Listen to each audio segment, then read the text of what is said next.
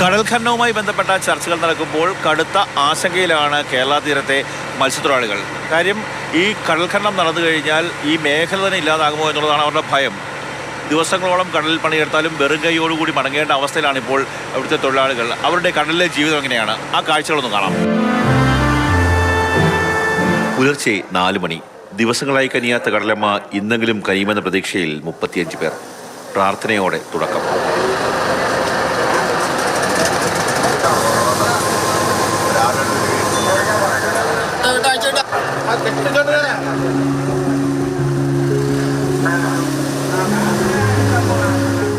അഷ്ടമുടിക്കായലും നീണ്ടരപ്പാലവും പുഴയും കടന്ന് കടലിലേക്ക്.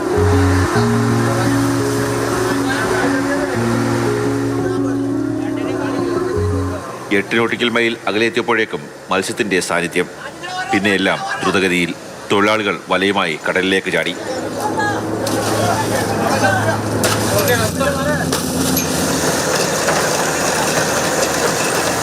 മത്സ്യസാന്നിധ്യം പറഞ്ഞ സ്ഥലത്ത് വല വിരിച്ചു.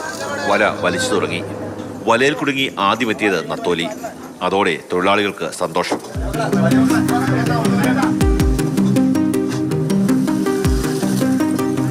പെട്ടെന്ന് വില്ലനായി എത്തിയത് ഡോൾഫിനുകൾ.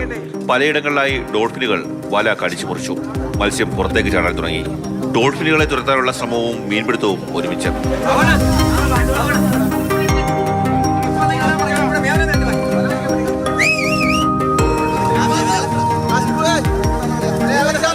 സഹായത്തിനായി മറ്റൊരു ബോട്ട് കൂടി എത്തി. 2 ബോട്ടിലെ തൊഴിലാളികളുടെ ഒരുമിച്ചുള്ള അധ്വാനം.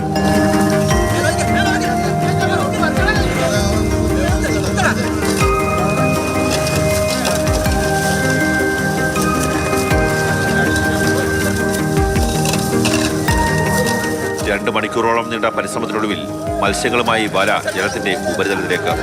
ദിവസങ്ങളായി ലഭിക്കാതിരുന്ന മീൻ വലയിൽ കുടുങ്ങിയതിന്റെ സന്തോഷത്തിൽ മത്സ്യത്തൊഴിലാളികൾ.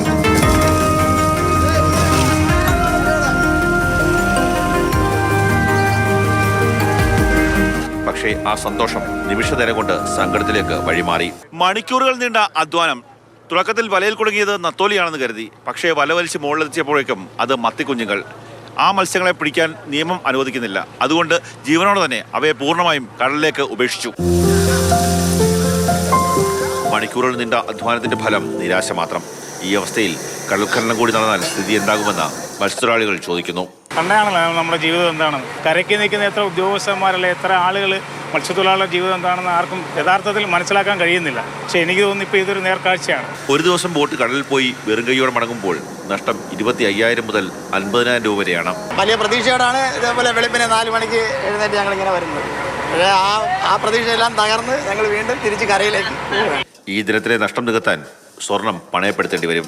ചെറിയ കണ്ണിയായതുകൊണ്ട് ചെയ്തെടുക്കാൻ വലിയ ബുദ്ധിമുട്ടാണ്. 1 കിലോ വലയ്ക്ക് വേണ്ട 1000-1050 രൂപ വിലയുണ്ട്. വല്ല കമ്മലോ മാലയൊക്കെ പണയം വെക്കണം. മത്സ്യസാന്നിധ്യം കണ്ട പ്രദേശത്ത് 50-ലധികം ബോട്ടുകൾ ഉണ്ടായിരുന്നു. പക്ഷേ അവരാരും വലയെറിഞ്ഞില്ല. എന്തിനാണ് കിട്ടാത്ത മീനിന് വേണ്ടിയുള്ള അധ്വാനം? ഒരു ദിവസത്തെ മാത്രം സ്ഥിതിയല്ലിത്. കഴിഞ്ഞ കുറച്ച് നാളുകളായി കടലിലെ മക്കളുടെ അവസ്ഥ ഇതാണ്.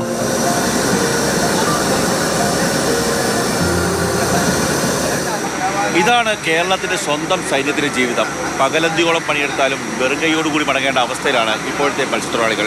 ഇനി കടൽ ഖനനം കൂടി വന്നു കഴിഞ്ഞാൽ ഇവരുടെ അവസ്ഥ എന്താകും? ക്യാമറമാൻ ഷനാസ് പരിദിനൊപ്പം കണ്ണൻ നായർ, മാതൃഭൂമി ന്യൂസ്, കൊല്ലം.